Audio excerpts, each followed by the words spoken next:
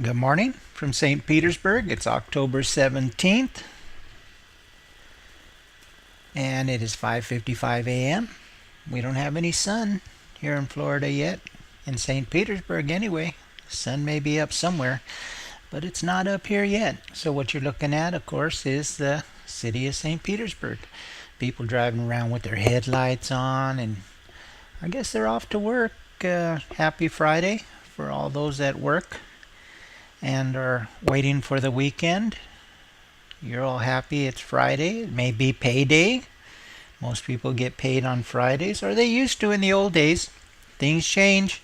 People get paid twice a week now. It saves the company money, so they pay you every 2 weeks. And some people are on a 4-day work schedule. They work 10 hours a day, 4 days a week, get in their 40 hours. So good morning from St. Petersburg. Going to do something a little different this morning. If I believe I found the Florida debate between Governor Rick Scott and what we hope is going to be our new governor, Charlie Crist. And I have that ready queued after the weather, so the show will be a little longer today. It'll go past an hour. We like to keep it at an hour. We hate to bore you to tears. I haven't had too much to rant about, so the shows may get a little thin. I may pop in now and then and play some music. Ebola is still in the headlines, scaring the hell out of the people in the United States, trying to figure out how to stop Ebola when they haven't even stopped the flu. We've had a few people die one person died in the United States, that's it, of Ebola, and they got it looking like we were hit by an atomic bomb. I believe it's about 36,000 people die. 36,000 people a year die of the flu, and there's a bunch of other diseases. There's that new disease in Colorado that was striking the kids. They thought maybe polio was back. I think it took down 10 kids in Colorado. No big news about that, but for some reason, Ebola is a big deal. And the Republicans, again, are blaming Ebola on President Obama. President Obama did it. I even seen one where somebody was saying, see what I mean? He's more worried about the people in Africa than he is the people in the United States. That's how stupid the Republicans can get. Saying that the president is more worried about the people in Africa. One of the things that the president does do is he worries about the world. We live in a world economy. Whether we like it or not, whether it sounds good or not, we live in a world economy. What happens in the world happens to the United States. If Ebola isn't contained in Africa, then it may end up in the United States, just like AIDS. Did we learn anything from AIDS? Did we learn anything from AIDS at all? Where did it start? Where did it end? Well, we hope it is under control in the United States. People in the United States still get AIDS. AIDS is still a problem. But we're fighting it. And that's what President Obama is doing with Ebola. We don't want a lot of Ebola problems in the United States, so the president is taking it outside our borders. He's fighting it in another country.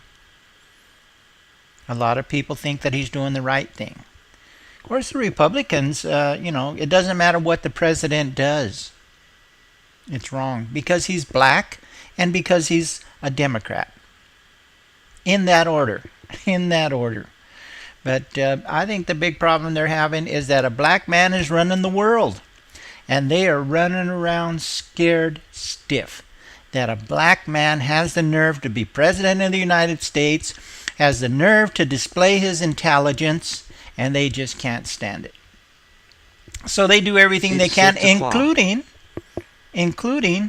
making sure that he's not a Christian. They'll decide what religion he's in, and they claim he's a Muslim. They'll decide for the president. They'll decide for us. They want to decide everything for us. 17 days to vote. Make sure you get in your ballot. Make sure you vote. Because this could be one of the most important elections of our time.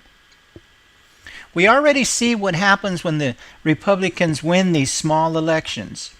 the governor races, the races in the states, like your city council and your senator races, things that happen in our states. We already see what happens when the Republicans get control of that. Look what is happening in Wisconsin. I mean, they've tried everything they can legally to get that governor out of there because of the things that he's doing. Look at what's happening with abortion all over the country. Look what's happening with voting all over the country. Look what's happening with police brutality all over the country. Because the Republicans are controlling the states. This idea that midterm elections don't mean anything is nonsense. All elections are important.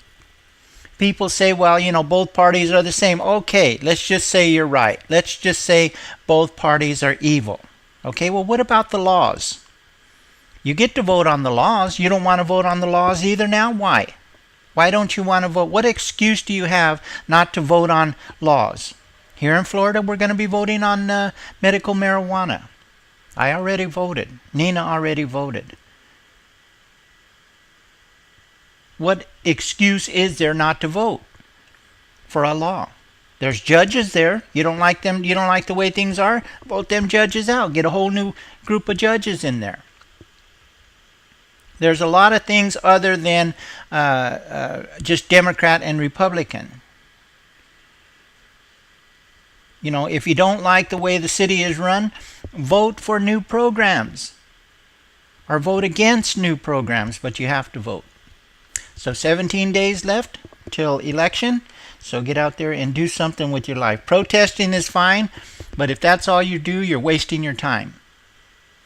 Protesting gets the attention to get people to vote. That's what it's for. Otherwise, it's useless. The people in Ferguson, we'll see. There's supposed to be 30% rise in registration in Ferguson. We'll see if they get out and vote. Or if that's just going to be a lazy day. They're tired of protesting. They can't get out and vote. I've been protesting all night. I can't get out and vote. That's crazy. Protesting and not voting is a waste of time. So like I said, we're going to try to get, if everything went right, I've got this set up in here in a few, we're going to see the debate between Rick Scott and hopefully our new governor, Charlie Crist. I'll have to say that we did vote, unlike a lot of Democrats who are out there not copying to the fact that they voted for President Obama. I think that's disgusting. I think that's disgusting to get to where you got as a Democrat because of President Obama, and then somebody says, did you vote for President Obama? And you won't say? And you won't say if you voted for him? Or rumors get out that I don't want President Obama campaigning for me? You're a damn fool. That's what the Republicans want you to do. I understand that you're in a red state, but if you're going to act like a Republican, then run like a Republican. Put an R behind your name. If you're going to have a D behind your name, do it with pride. Yes, I like the Affordable Care Act. Yes, I voted for President Obama. Yes, I want everybody to be able to vote. Yes, I want abortion. All of the things that the Democrats fight for, suddenly in order to get your job, you want to say, okay, well, you know, I don't want to talk about that. I don't want to talk about what the Democrats are doing. I'm a Democrat, but I don't want to talk about what the Democrats are doing. That's bullshit. And that Grimes lady should be ashamed of herself. I lost a lot of respect for her when she did that. I could have put up with everything up until she didn't want to claim that she voted for President Obama. Well, she's a Democrat, of course. She better have voted for President Obama. It's obvious who she voted for, but why wouldn't she say it? That's playing politics a little too much. to expect Democrats to vote for you, but on the other hand, you won't admit that the leader of our country is a Democrat and you voted for him. That's crazy. That's crazy. And I lost a lot of respect for that person. And quite frankly, I was so pissed off that I didn't even care if McConnell won or the Republicans won. Because what difference does it make? If she claims to be a Democrat but she's acting like a Republican, what are we getting? A Democrat who acts like a Republican? A Democrat who can't even claim to be a Democrat until after she wins? Then she wants to be a Democrat? That's bullshit. And it's disgusting. And any Democrat that's doing that shouldn't be elected. We had that problem with the Blue Dogs. They wanted to be Democrats, and as soon as they get in there, but they say it straight up, they're physically conservative. They should erase that D behind their name and put an R, because that's a Republican when you're physically conservative. That means that you don't want to spend any money that isn't there. There's money there, and there will always be money there. They were a problem with the Affordable Care Act. We had to get rid of them. You hear about any blue dogs in the Democratic Party now? No, you don't. And I don't think you ever will. And the Democrats have spoken. We don't want that kind of shit in our party. We don't need them kind of people in our party. You want to act like that? Be honest about it. Say that you're a Republican. But don't say you're a Democrat. I believe in everything but this.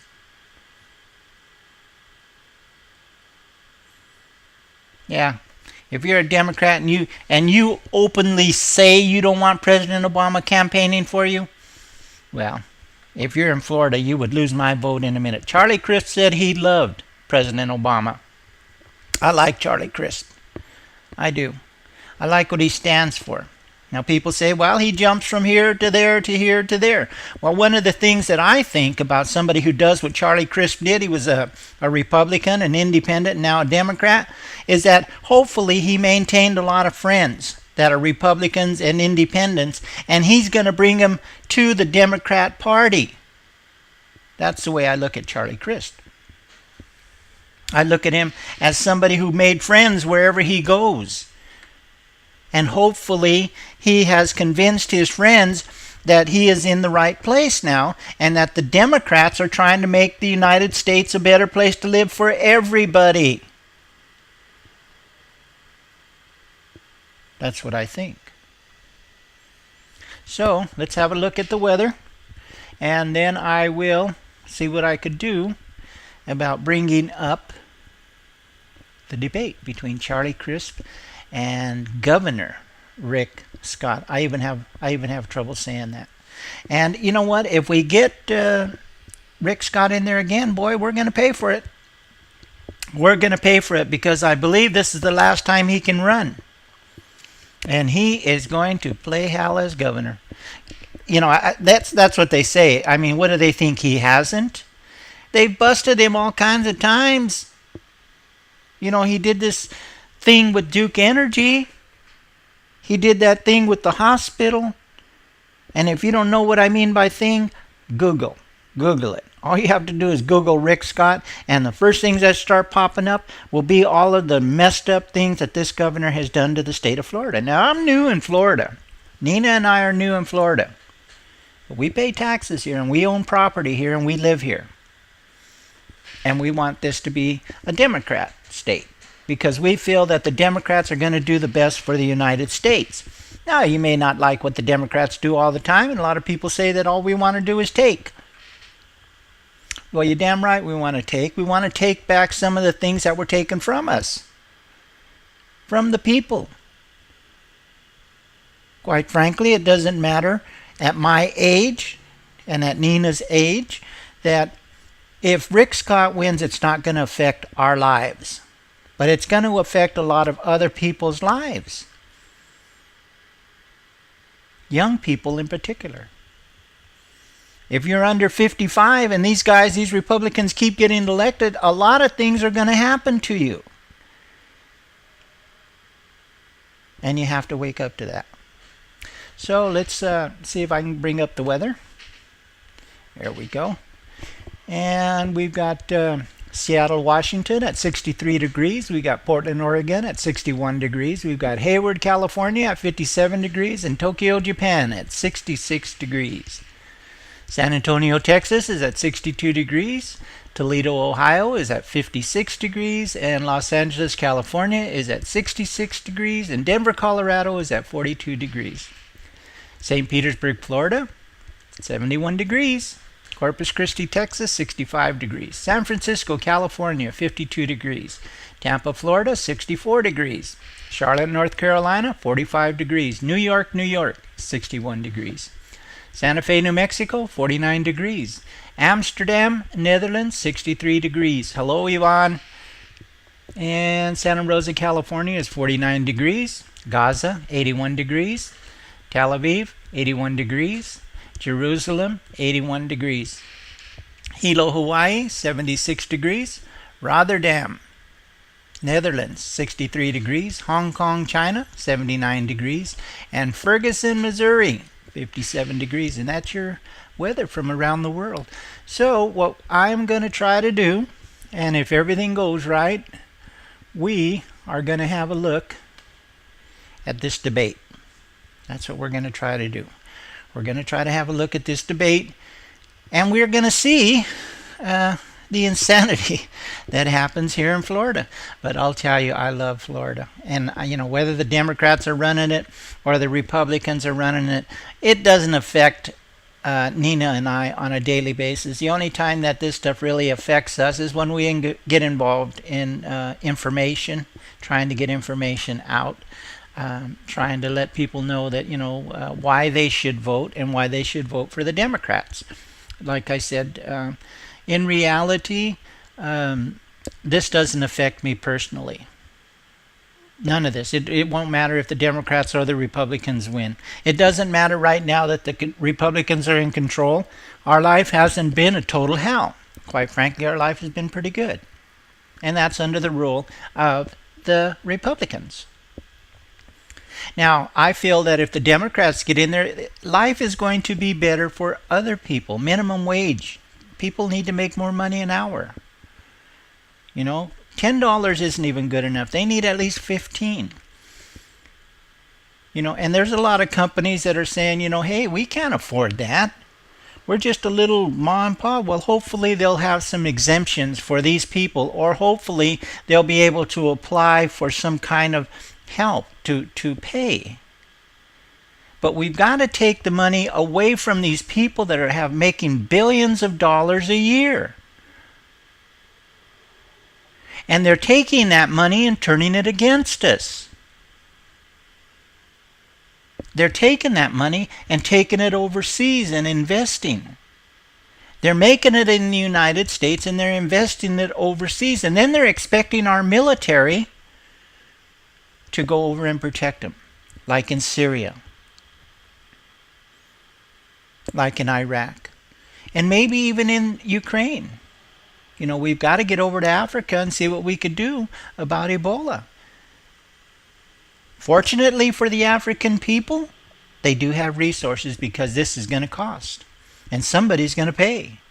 And no matter how, nice we make it look that the United States is going to ride in there with a big old white horse and is going to solve this Ebola problem, somebody is going to pay. And thankfully, Africa still has money. They have resources. They have oil. They have minerals. They have a lot of things in Africa. You wouldn't think so, because a lot of things that we hear is, feed the children, feed these babies, send us 35 cents a day and you can feed a child. And you can say, well, that's bullshit. They shouldn't have to beg us here in the United States when they're starting to be a very, very wealthy part of the world. But anyway, that's Ebola. That's America. And that's what we do. So I'm going to switch over to the debate. And if I got all my knobs and buttons right, we will see Charlie Crisp debate with Rick Scott. So let's check it out. Let's see how it goes. and I'm going to have some coffee. This is about 55 minutes and 47 seconds long, so get comfortable. Of Broward College in Davie, Florida. Decision 2014 Before You Vote presents the candidates for the office of Governor of Florida. And now, your host from WFOR TV CBS 4, Elliot Rodriguez. And good evening, everyone. We are live from Broward College in Davie, Florida, broadcasting to 11 Florida television markets from Bailey Hall, where we are prepared to have the two major party candidates for Florida governor square off for the next hour. Good evening, everyone. I'm Elliot Rodriguez, anchor at WFOR CBS Miami. Joining us on the panel tonight are Rosemary Goodrow, the editorial page editor of the South Florida Sun-Sentinel, and Frank Denton. Frank is the editor of the Florida Times-Union newspaper in Jacksonville. We would like to thank and welcome all of you who are watching us, and we'd like to thank our host tonight, Broward College and its president, J. David Armstrong, Jr., who is joining us here in the audience along with a group of students. Tonight's debate is set to be interactive. We want to hear from you. We have a panel of journalists who will be monitoring all of your questions and comments on Facebook and Twitter at #FLGovDebate. On the panel are Manny Garcia. Manny is the executive editor of the Naples Daily News, and Patricia Mazzei. Patricia is a reporter for the Miami Herald. Also joining us is Bob Gabordi, the executive editor of the Tallahassee Democrat, and Jeremy Wallace, the political editor of the Sarasota Herald Tribune. And right now we want to take a shot of the stage here at Bailey Hall in Broward County. And as you can see, the two candidates who were invited to take part in this debate right now are not stepping up on the stage. Ladies and gentlemen, we have an extremely peculiar situation right now. We have Governor Charlie Crist,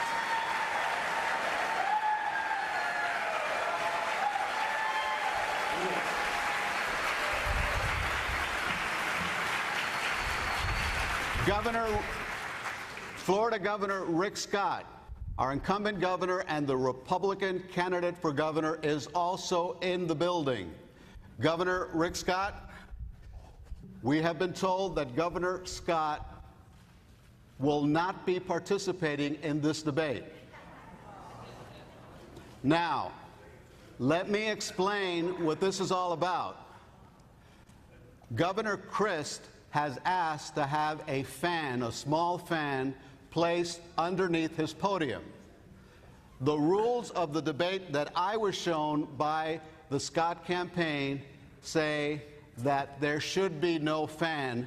Somehow there is a fan there, and for that reason, ladies and gentlemen, I am being told that Governor Scott will not join us for this debate.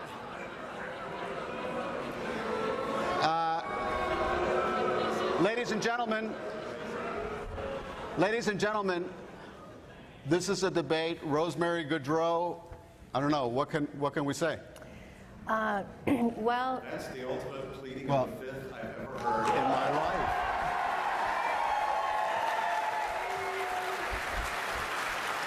Wow. Yeah, it is. No, I'm not. I'm sad the people of Florida aren't going to get to hear about we're not asking you a question. Future. We're not asking a question of Governor Crist. I'm asking Rosemary about the situation that we have find ourselves in. Governor Crist, do the rules of the debate say that there should be no fan? Not that I'm aware of. So the rules that the Scott campaign just showed us that says that no electronics can be used, Are we really including going to fans? debate about a fan, or are we going to talk about education and the environment and the future of our state? I mean, really.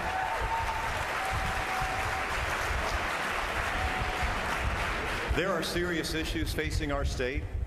And it's like funding education appropriately, protecting our environment, making sure we have ethical, honest leadership. Governor, I mean, if he's going to give it to me, I'm going to take it. This is not a platform for one candidate.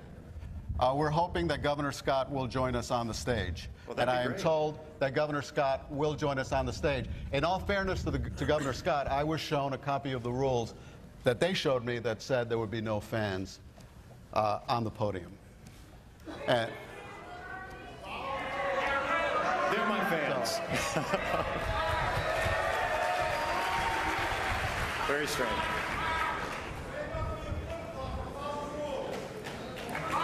Should we ask them to get rid of the fan? my understanding is that Governor Scott will be coming out. Not in my life. Unimaginable. Frank, have you ever seen anything like this? No, I haven't. This is remarkable over sort of a trivial issue, no matter which side you believe you're on. We were placed in the awkward situation of having to decide this, and I don't think it's our role to determine.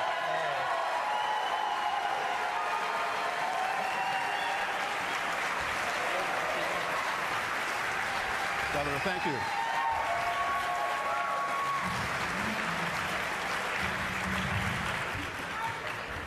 Ladies and gentlemen, that has to be the most unique beginning to any debate. I don't think we'll forget. Not only in Florida, but I think anywhere in the country. Let us start. Let's start with, first of all, the rules. The rules of this debate are 1 minute for the question to the first candidate. The second candidate will have a minute, and then the first candidate will have 30 seconds to respond. We want to get a lightning round in here with 20 seconds. Let's get right to it, and let's ask the first question, which was determined by a coin toss, to Governor Christ. Governor Christ, you have spent millions of dollars in this campaign defining your opponent through negative advertising, and in the end, the voters are unhappy with their choices. Based on social media posts we have monitored, the public is frustrated by the tone and rancor of this campaign. Tonight, without attacking your opponent, define yourself for the voters and tell them why you deserve to be governor. Thank you very much. First, I want to thank you for sponsoring this debate. And, Governor, it's good to have you with us now. I want to start out by saying that I grew up in Florida. I love this state. I've been here for 55 years, growing up in St. Petersburg, and I care deeply about public education. I'm a public school kid myself, graduating from St. Pete High in 1974. I think it's important that we reinvest in education because we need to. I also think that it's important that we do what's right for higher education. I'm a graduate of Florida State University, and I know that our higher education institutions, our great universities, need to have appropriate investment.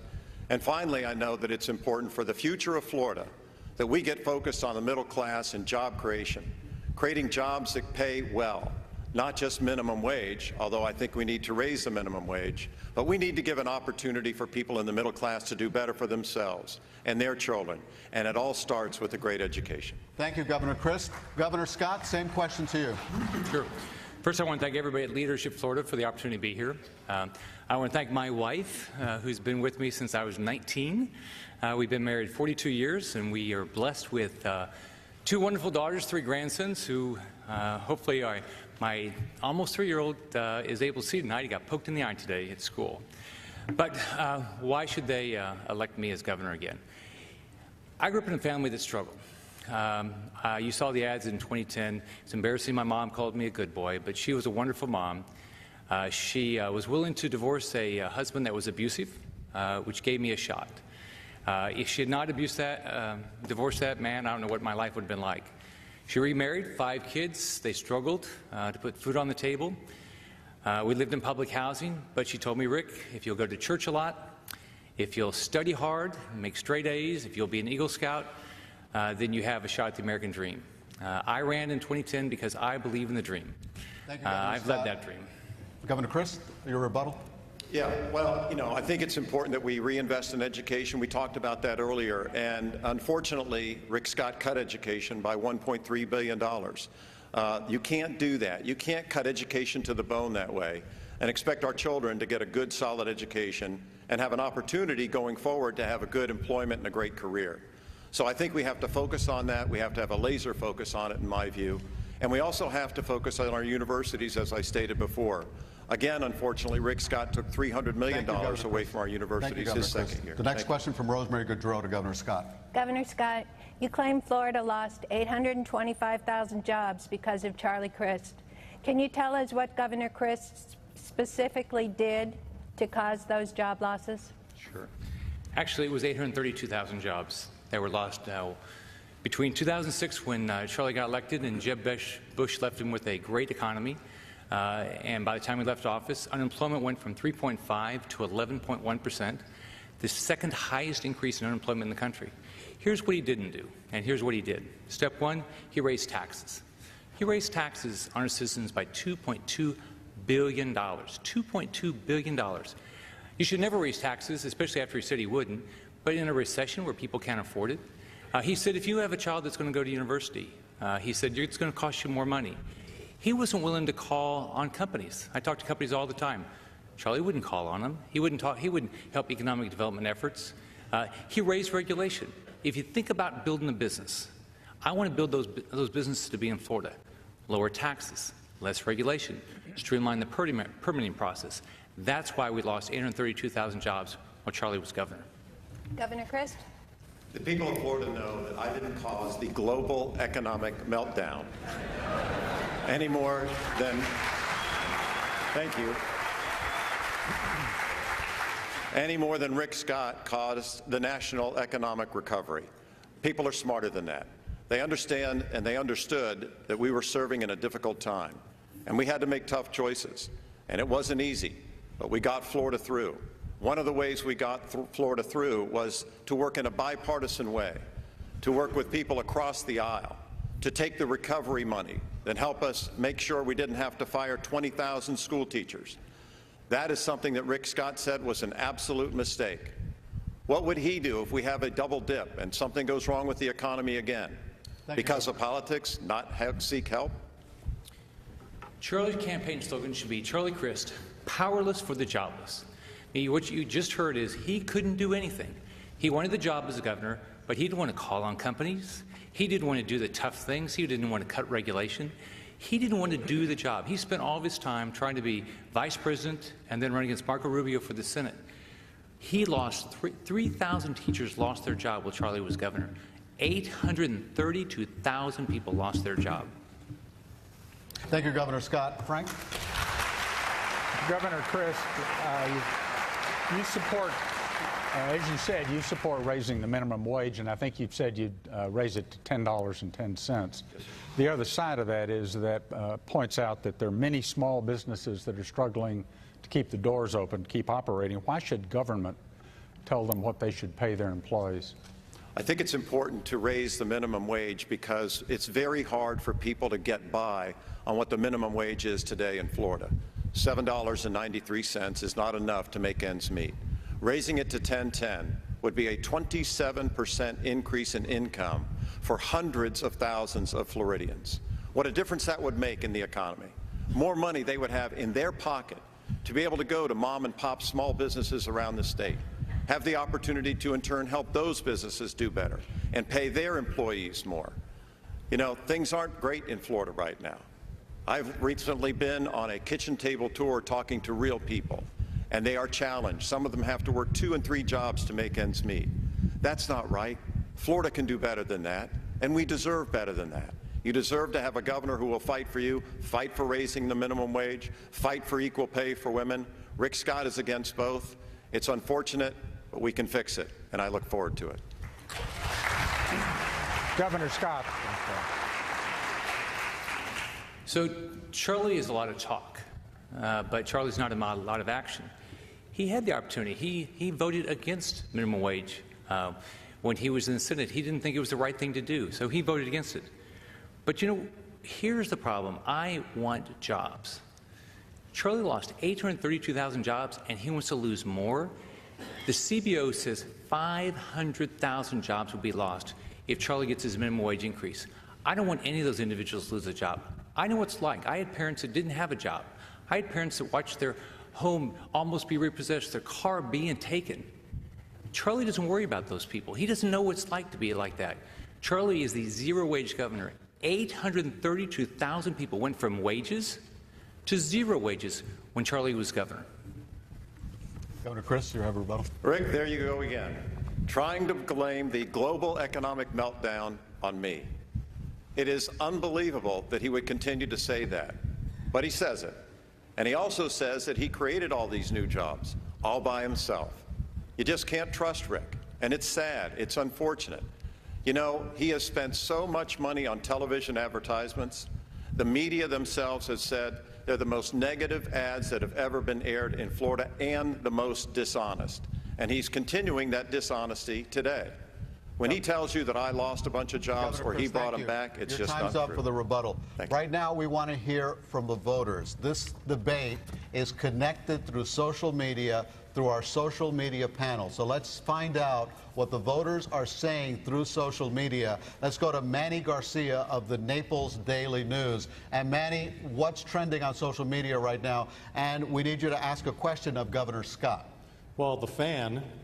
But no, actually, one of the things that's trending is, Elliot, you started it off, but really I don't think the candidates answered it. So for Governor Scott, one of the things that continuously comes up is that between you and special interest groups, and I think it also applies to Governor Christ, but tens of millions of dollars has been spent, what really amounts to a scorched earth campaign between you two. So one of the question is, why should you be reelected when the campaign is so dirty? When I talk to voters, they tell me they care about three things. And it's very similar to my family growing up. Step one, they want a job. They want a job, they want a job, they want a job. They want a governor that says, I'm going to get up every day. I'm not going to be running for vice president. I'm not going to be running for the U.S. Senator. I'm going to get up every day and say, how can I get more jobs? How can I get a company like Hertz to move their corporate office? How can I get Lockheed Martin to move more jobs here? How can I get Northrop Grumman to move more jobs here? Who's going to travel to make sure that I get more jobs? Number two, it's like my mom. She said, Rick, get a good education. Education funding was cut when Charlie was governor. When he left, both per student and overall K-12 education was less than it was when he started. So, and third, they want to live in a safe environment. So what I work at every day, jobs, better education system, make sure you can live in a safe neighborhood. Governor Christ, you want to address the nastiness of this campaign and the ads, the negative ads? People are just turned off by them. Yeah, well, of course they are. So am I. I've had about $50 million of negative ads thrown on me. You think I'm not tired of it? I think it's important that we be able to talk about Florida's future. This is a race about the future of our state. You have to make a decision in less than 3 weeks about who you want to be your next governor. Rick Scott has talked about the fact that he's called companies around the country to try to bring them to our state. That's true. And he's also offered them about $266 million to come here. And they've only come through with 4% of the jobs that they promised. That's a 96% failure on jobs in that program.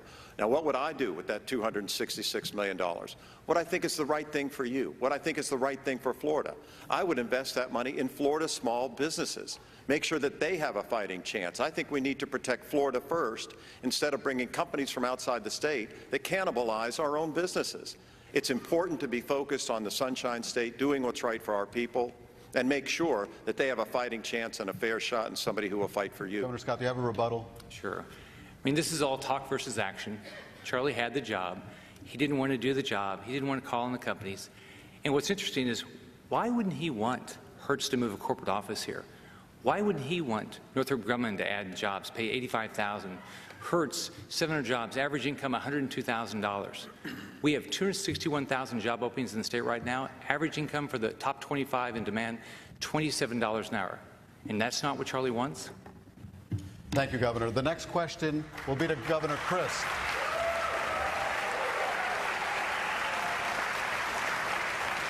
Governor Christ, we're on a college campus right now, and we have college students here who worry about tuition and debt. You signed a bill allowing universities to raise tuition 15% a year. Governor Scott has prohibited further increases and has pushed state colleges to offer four-year degrees for $10,000. What do you say to kids now burdened with so much college loan debt? Well, let's look at all the facts, Elliot. What Governor Scott did, in addition to what you said, the first year he allowed tuition to go up 15%. So the premise of the question isn't correct. Number two, I think it's also important to point out to college students that if you had the hope of going to college on a Bright Future Scholarship, 50,000 of you are not able to do so today because of Rick Scott. Now, I don't know why they reduced him that much. I only know that those are what the facts are, and facts are stubborn things. So if you want to have the opportunity to go to college and to do so in a way that you can afford it, I would seek your vote, because I'll restore those cuts to Bright Future Scholarships because you need them and you deserve them. There's a young lady here tonight named Marcella. I went to her house in Miami just over a week ago and sat down with her, and she was upset because she couldn't get a Bright Future Scholarship, and she had a 4.7 grade point average. That's unbelievable to me, but it's because of the cuts that Rick Scott has brought to education. Thank you, Governor. Governor Scott.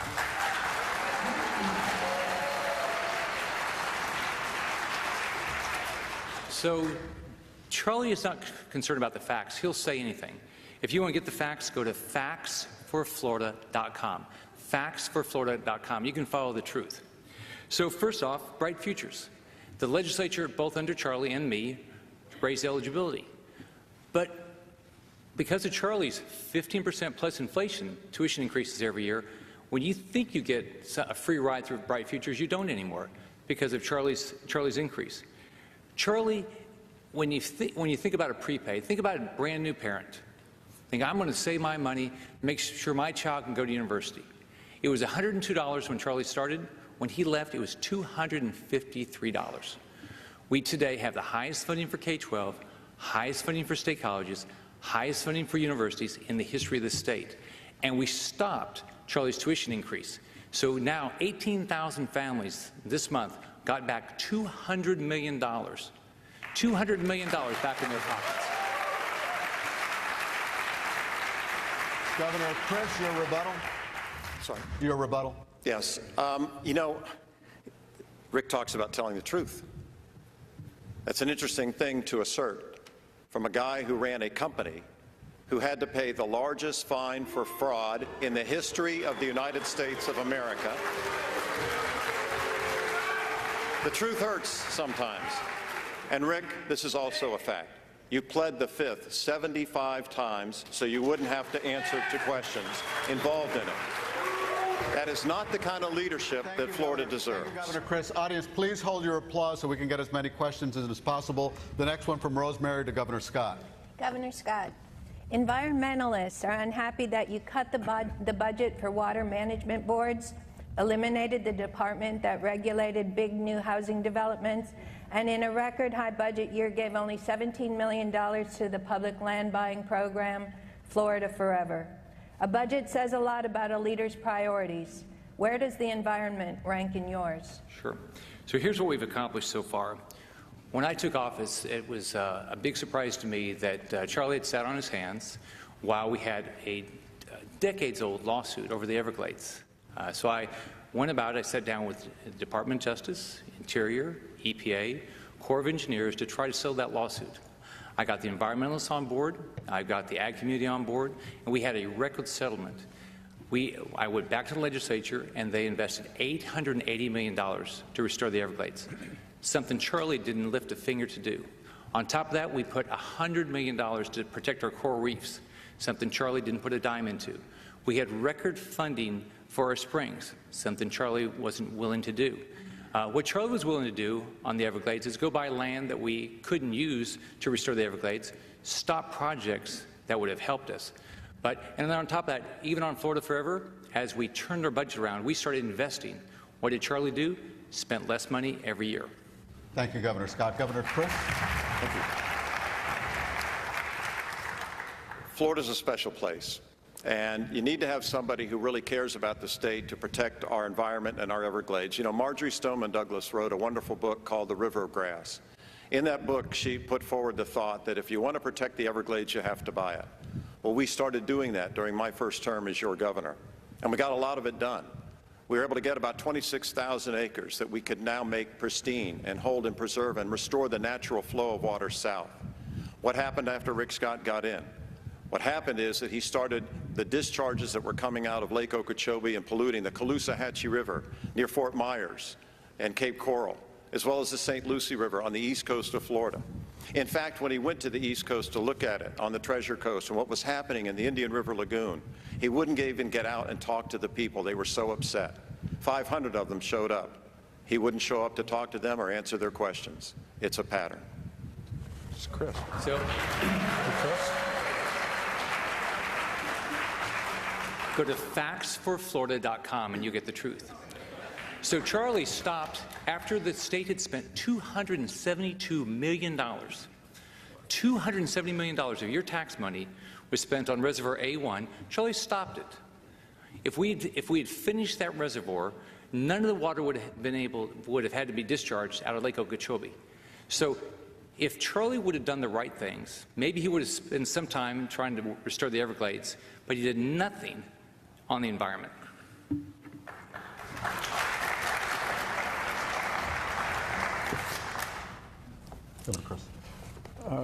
Governor Chris, Florida has refused to accept $51 billion over 10 years to expand Medicaid. Hospitals want it, doctors want it, a lot of other people are asking for it. Some states have found a way to accept it. Florida has not. Governor Scott said he was against it, and then he was for it, but he didn't push for it with the legislature. Should we accept the Medicaid money, and if so, under what arrangement? Would we just take it, or would we have a unique way of doing it the way some other states have done? This is such an important issue, Frank. I'm glad you asked about it. Medicaid expansion means an awful lot to about 1 million of our fellow Floridians who are currently not getting the health care that they deserve and, more importantly, that they need. They're not getting it because, sadly, Rick Scott won't lift a finger to get it done, and I don't know why. What I do know is that they deserve to have those funds. We deserve to have a governor who will enact making sure that we get that Medicaid expansion money. It's money you've already sent to Washington, and you simply deserve to get back. People are hurting and they are suffering. In addition to the $51 billion it would bring to the state over the next 10 years, some studies indicate it would create about 120,000 jobs. That's the right thing to do. Talk about, all talk and no action. He said he supported it. We don't have it. No action. Governor Scott.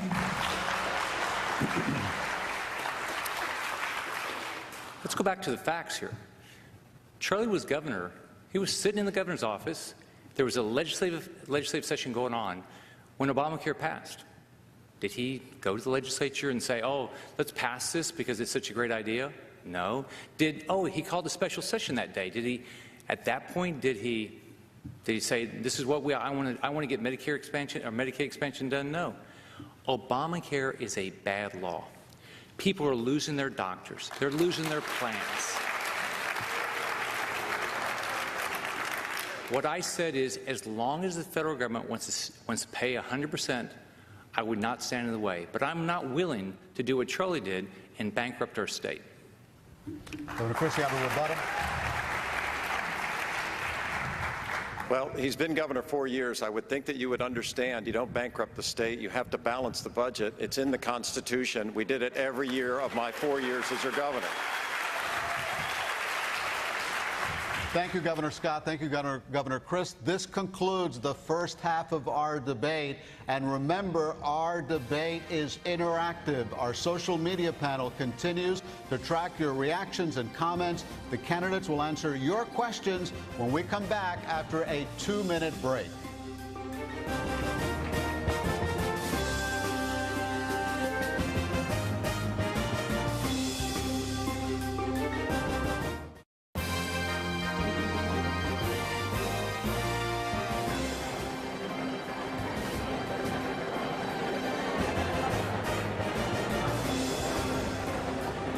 Welcome back to our debate at Bailey Hall in Broward College in Davie. We want to ask the audience here at Bailey Hall to please hold their applause so we can get as many questions in as possible. Right now, I want to toss it over to my colleague at CBS 4, anchor Erica Sargent, who is with our social media panel. Erica.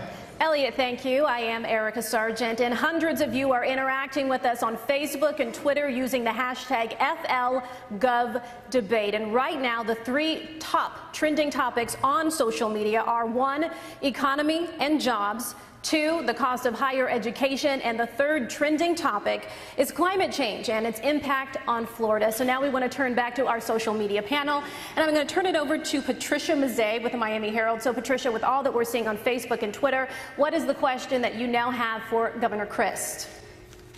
Governor Christ, it seems like a lot of viewers want to know how it is that you think, how you can solve problems, both you and Governor Scott. So my question is, when science is at odds with religion, when you're faced with a question where science is not consistent with your faith, how do you deal with that problem? If somebody asks you, is the Earth 4.5 billion years old or 6,000 years old, what do you say? Well, my religion's very important to me. I have a very deep faith in God, and every morning I read the Bible. It's important to keep centered and keep focused on that. And so I take it very seriously, and I also try to utilize science and learn as much as I can. On the issue of climate change, it's pretty clear to me that man is contributing to this problem. We're in South Florida tonight, and it seems to me that in South Florida, as well as the rest of the state, we're really ground zero for this issue. Now, my opponent doesn't believe in it or says he's not a scientist or whatever. But I believe it's happening, and I think we have an obligation to try to stop it. It's why I held climate change summits in the past and signed executive orders to reduce emissions to address it. I mean, if you're on Miami Beach tonight and you go to Alton Road, you'll find that many days it is actually flooding when it's not raining. That tells you all you need to know. We need to address it. Governor Scott. Well, I grew up in the Methodist Church. My mom made sure I went to church a lot. My mom and my grandmother were devout Christians. Jesus Christ became my Savior at a very young age. I read the Bible. I like to listen to sermons. And my faith is very important to me, and I know it's very important to my family, to my wife. Now, when I think about problems, I think about solutions. So let's take global warming. What we've done since I got elected is focus on the solution. We've spent $350 million to deal with sea level rise. We spent $100 million to deal with protecting our coral reefs. We've increased the funding by 45% for beach renourishment, on top of all the other things, our springs, trying to move water south, the $880 million we put into the Everglades. But my faith is very important to me. I believe in it, but I'm also going to try to solve any problems I see need to be solved. Governor Christ, your rebuttal? Sure. I really don't have a rebuttal to that. I mean, you know, we all have the right to feel how we feel about our Creator, and I respect that different people may have a different point of view. For me, I happen to be a Methodist too. Maybe it's the only thing we agree on tonight, Rick. But, you know, faith is very important. Science is important too. My father happens to be a medical doctor, and so is one of my 3 sisters a medical doctor. So I think the combination of science is important, and the core beliefs of your religion are more significant than anything. Thank you, Governor Christ. Rosemary? Governor Scott, you say you're against discrimination, but the courts have said Florida's ban on same-sex marriage is unconstitutional because it is discriminatory. Do you think the ban is discriminatory? Well, let's think about where we are.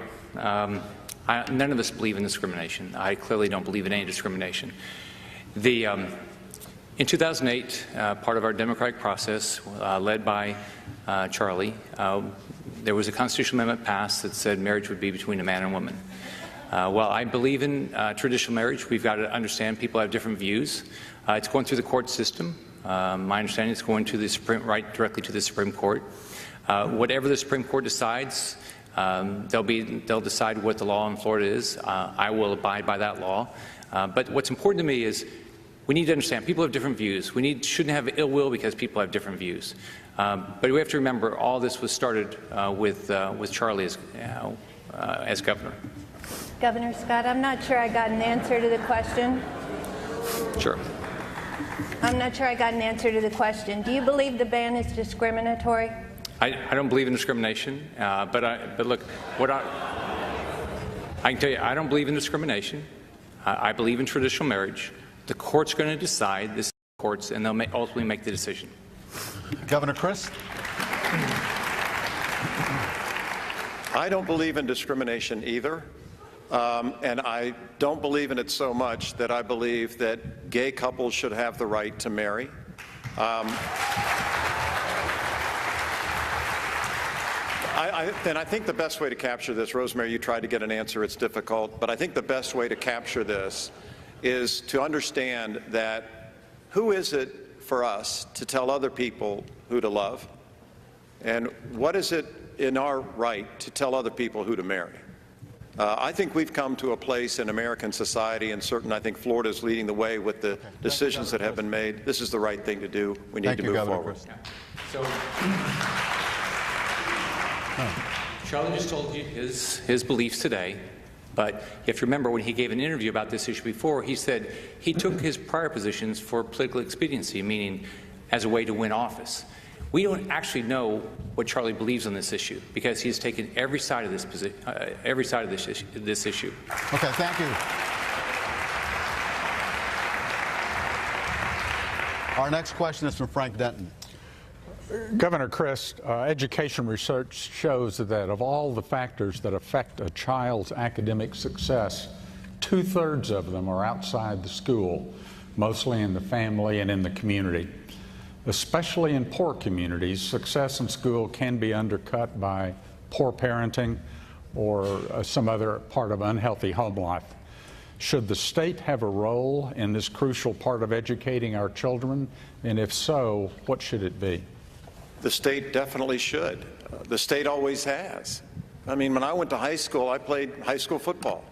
It was an after-school program, if you will. You know, we had band, we had music, arts, sports, and one of the things that really saddened me when Governor Scott cut education funding by $1.3 billion his first year is that some entire schools had to be shut down. You know, after-school programs across the state had to be mothballed. In my home county of Pinellas, AP classes had to grow their class size by almost 30%. That is not the right thing to do to help a community, to help a school, or to help a child. And so I think we have to do, as I said at the outset, reinvest in education because of the dramatic cuts that Rick Scott has brought about. Those are the facts. They're stubborn things, but we need to move forward. Governor Christ, that's investing in the schools. The question was about, does the state have a responsibility with family life, teaching people how to be better parents, preparing kids to go to school so that they can perform? Well, I think the best way to do that is to try to lead by example. Any of us do that in our communities.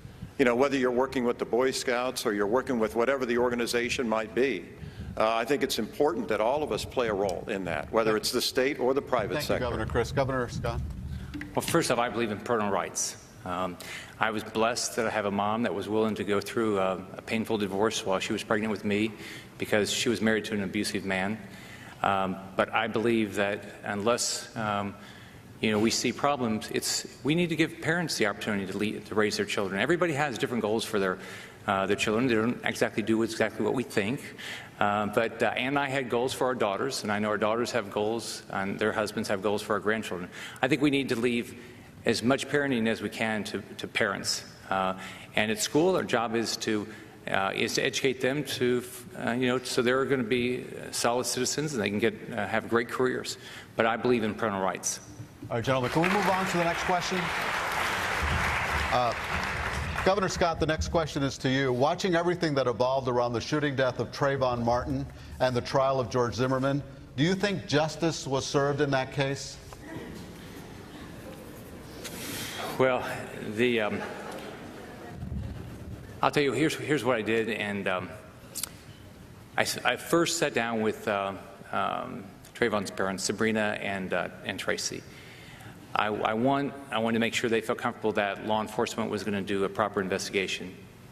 Then I sat down with them when I brought in the special prosecutor, Angela Corey, to try to make sure they were comfortable that justice would be served. It went through the system. I respect the system we have in our state. I want to really thank Trayvon Martin's parents because some of the issues that they've had in Missouri we didn't have here, and a lot of it was because of his parents. I mean, my heart goes out to them. I can't imagine losing a child, a grandchild. But I want to thank Trayvon's parents, Sabrina and Tracy, because they did a great job making sure we didn't have the problems that we had in Missouri. Governor Crist, was justice served in that case? It's hard to say.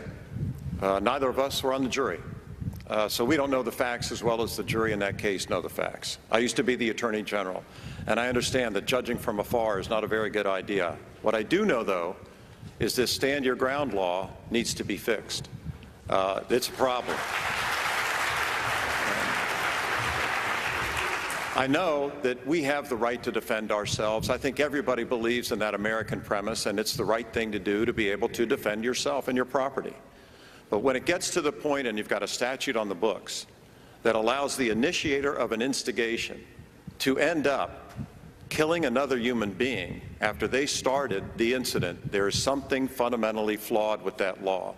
I believe that we can protect the right to defend yourself and make sure that we don't have laws on the books that end up with the tragic death of Trayvon Martin. Let me just follow up. Governor, would you change the stand your ground law?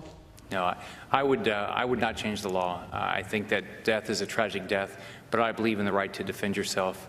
I mean, I can't imagine losing a child like that.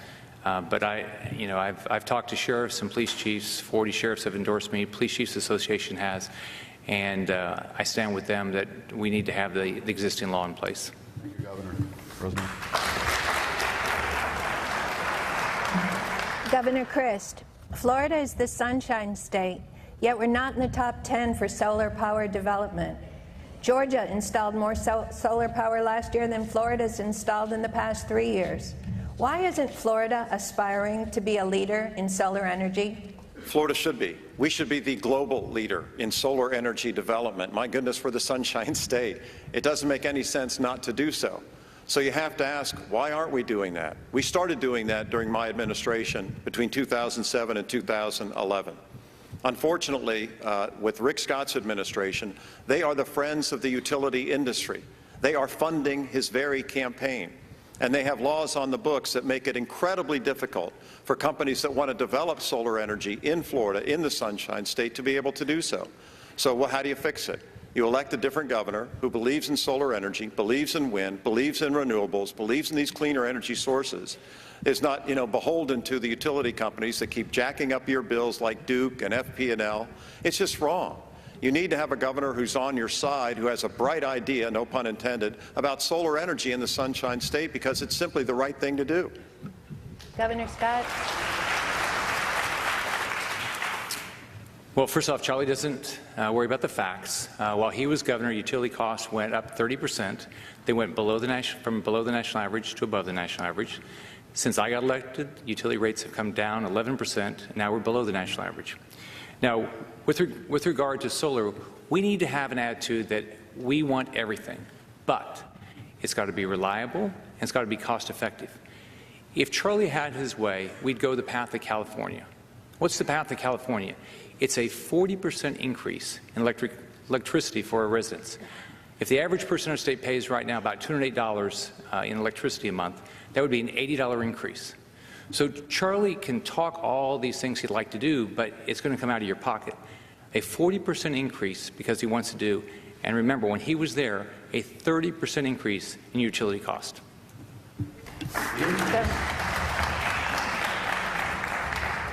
Let's get back to the truth. The increase in your utility bills has happened under the last 4 years. You at home watching tonight know if your bills are going up under Rick Scott. I know mine is, and I'm sure yours probably is too. You also know that your property insurance bills are going up under Rick Scott. You may not know this. He actually signed into law recently a law that says that the Office of Insurance Regulation cannot regulate insurance. Does that make sense to anybody? Well, it does to the insurance companies. Can I respond to that? Yes. It's not true. Oh, it's true. So here's the facts. Charlie's Obamacare law has the federal government, HHS, deciding all the rates for those It's plans. 7 o'clock. Why would the state do the exact same thing? They wouldn't do the same thing. They have no power to do the same thing. HHS is deciding all those rates. And Charlie signed legislation that allowed companies like Duke to pass on costs for power plants that were never built. That's not true. I stopped. That was Jeb that. Bush.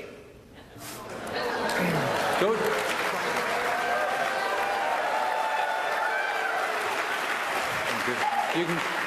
You can go to Facts for Florida. You can go to Facts for Florida, and they'll explain, and they'll show you the bill that Charlie signed. Denton has the next question for Governor Scott. Governor Scott, Florida is seeing a revolt over high-stakes testing in our schools.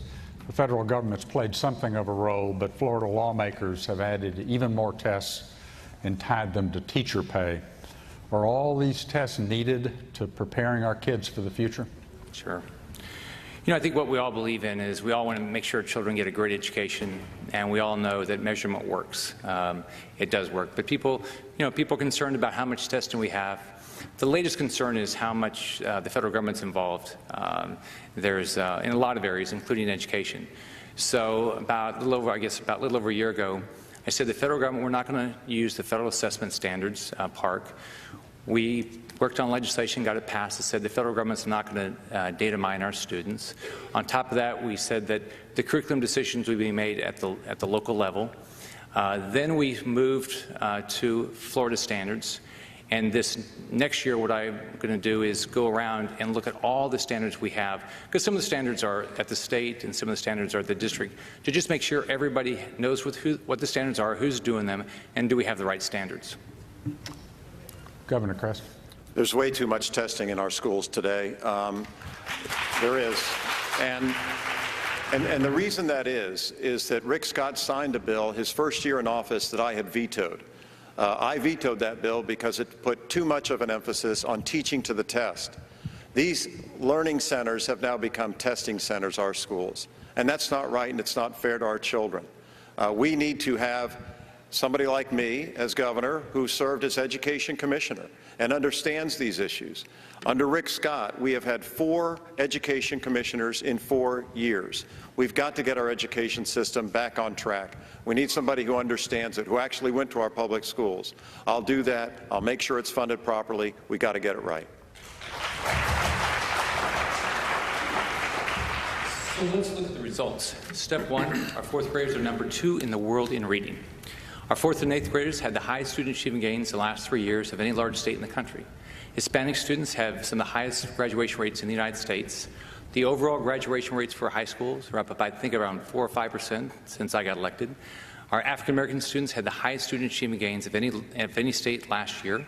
The National Council for Teacher Quality, 2 surveys in a row, says Florida has the highest quality teachers in the country. Now, when Charlie was governor, 3,000 teachers got laid off, including Inca Silver, a teacher that got laid off in 2008 because of Charlie's cuts in education. She called his office, and he wouldn't even return a phone call. Thank you, Governor Scott. I have a question for Governor Crist now. Governor Crist, under your administration and under Governor Scott's administration, scores of children have died under the supervision of the Department of Children and Families. Why are we unable to keep kids safe? It's tragic. You're talking about the challenges and the difficulties at the Department of Children and Families. And even if one child dies, it's a tragedy, and it's awful. But this is an area where I decided to reach across the aisle. When I got elected governor in 2006, I reached out to Bob Butterworth, a former attorney general. You know, one of the smartest things you can do as a leader is to surround yourself with the best and the brightest. Bob Butterworth was great, and then he was followed by George Sheldon, who's running for attorney general, did a tremendous job behind him. What's important is to be transparent, though. There's a story in the paper today about a lack of transparency on this issue from Rick Scott's administration. And I can't understand that. Maybe he'll talk about it in the rebuttal. But what is important is you have to be clear, you have to be open, or you can't fix the problems to begin with. One of the first questions I got from Bob Butterworth when he was secretary, when we had a challenge with a child very early in the administration, he said, "What do you want me to do?" I said, "Call a press conference. Let's shine a light on it." Thank you, Governor. We can't fix it unless we know Governor about it. Scott. Sure. It's tragic. Right after the Bell shootings, I went and met with the survivors of that family, and your heart goes out to them. We have grandkids. We don't want anything to happen to our children. So here's what we did. When I came in, the first thing we did is we increased the pay for our child protective investigators. Charlie had cut the funding for the child protective investigators. Then we also brought in the Casey Foundation to review what we were doing. They made some recommendations. This last year, I went to the legislature and asked for more child protective investigators, and now we have 270 more. And they're going to be able to spend more time per family to hopefully stop this. But here's the positive. It's the number of child deaths has come down since Charlie was governor. It's not zero. I wish it was zero, because every child death is a tragedy. Governor Scott, thank you.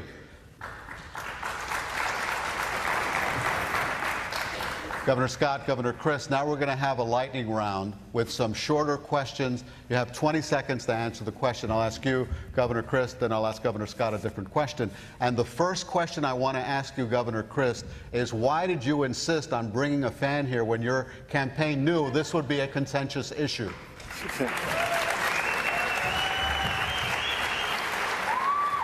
Why not?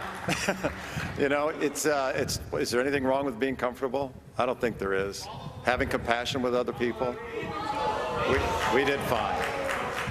Thank you, Elliot. And Governor Scott, why the delay in coming out over a fan? Well, I waited until we figured out if he was going to show up. He said he wasn't going to come to the. He said he was going to come to the debate. So why come out until he's ready? Governor Scott, why do you keep your assets in a blind trust? Sure. The reason is so I don't have a conflict.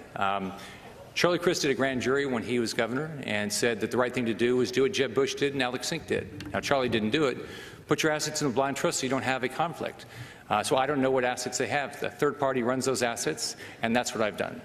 Governor Crist, say something nice about Governor Scott. I'm happy to. I want to commend him on how he has handled the Ebola situation. I want to commend him. It's better to be prepared than panic, really. You had an extra 7 seconds. Governor Scott, say something nice about Governor Crist.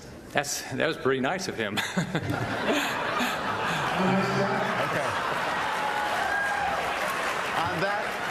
On that note, the lightning round is over. We were short on time. We started late, gentlemen.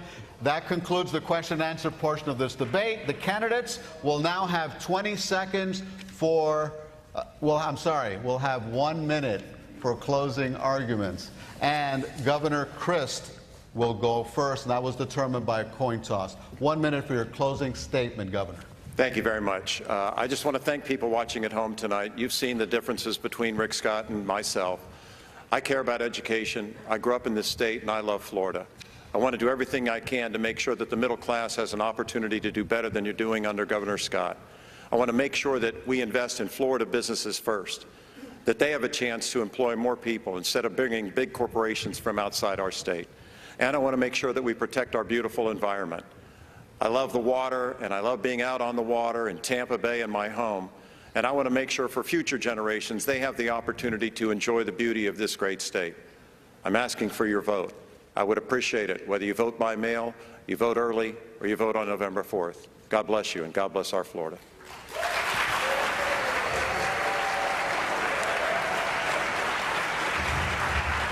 Governor Scott. I want to thank thank you to my wife for standing by me through thick and thin. My mom's watching from heaven. I want to thank her for being willing to divorce an abusive husband. I want to thank my daughters and for being such great members of our family. 4 years ago, my mom was embarrassingly calling me a good boy, and I ran on a campaign to get our state back to work. 700,000 jobs over 7 years. We're on a roll. It's an honor being your governor. It's a great honor. I would love to get your vote. I'll tell you, I'll do everything I can to make sure this is the state that you can live your version of the American dream. Es un honor ser su gobernador. Le pido su voto para seguir trabajando para hacer de la Florida el mejor lugar para vivir el sueño americano. Sigamos trabajando. Muchas gracias. Great to be here. Governor Governor Scott. Thank you very much. Governor Christ, thank you very much. That concludes our debate. Don't forget to vote on Tuesday, November 4th. Governor Scott, thank you. Thank you very much, Governor.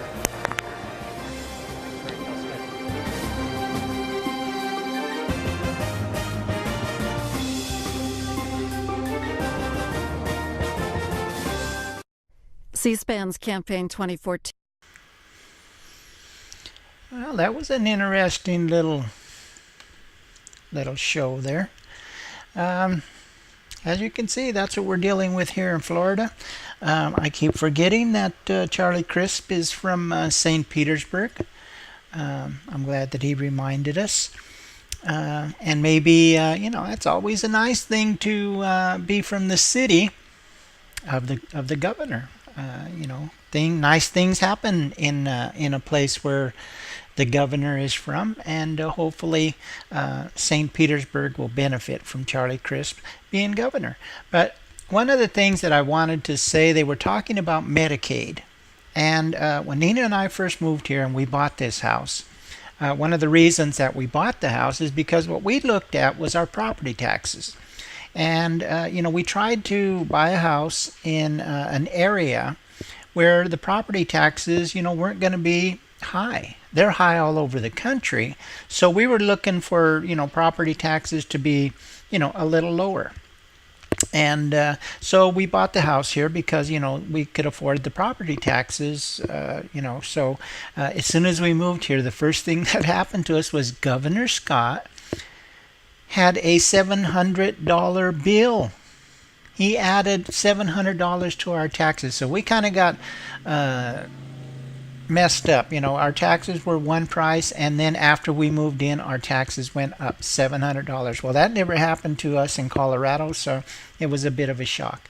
But the reason the taxes went up is because here in Florida, and I don't remember ever seeing that in Colorado, is that property owners also pay for Medicaid. Medicaid isn't just taken out of the people's paychecks, it's also taken out of property taxes. So Governor Scott refused the money from President Obama and then raised our taxes $700. So while Governor Scott was sitting there, and he had a nice little smile, and he never really answered the questions. All he ever did was went back to what Charlie Crist used to do, 10 or 15 years ago. I don't know when. I wasn't here when Charlie Crist was governor. But Rick Scott, Governor Rick Scott, our current governor, never really answered the questions. He would always refer back to what Charlie Crist used to do. And Charlie Crist made it clear, he didn't start the global economic collapse. So when Rick Scott talks about losing jobs was happening all over the country. That when Charlie Crist was in there, it was the beginning. And then in 2011 maybe, 2010 and 11, it really started to peak. That bubble that they were talking about really busted. And, they were talking about a depression. And, of course, there's President Obama stuck with this, and the Republicans tried to do the same thing to him, blame him for everything that was happening. Well, it wasn't his fault. He inherited this, and that's what happened to Charlie Crist. And Rick Scott tried to make it look like, because he's a Republican, that all of the things bad happening that he inherited as the new governor were Charlie Crist's fault. And they weren't. They were part of the global collapse. Like I said, I hope Charlie Crist wins.